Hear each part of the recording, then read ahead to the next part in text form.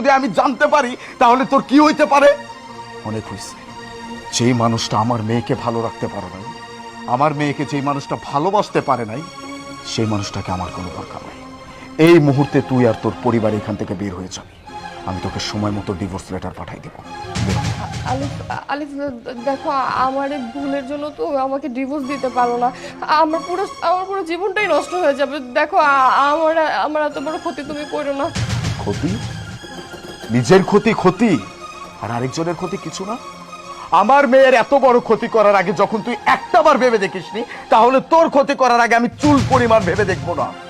বলছি না এই মুহূর্তে এখান থেকে বের হয়ে যাইতে? বের হবে নাকি লাঠি দিয়ে সব কটার মাথা ভেঙে বের করবো আমি এখান থেকে? বেরো।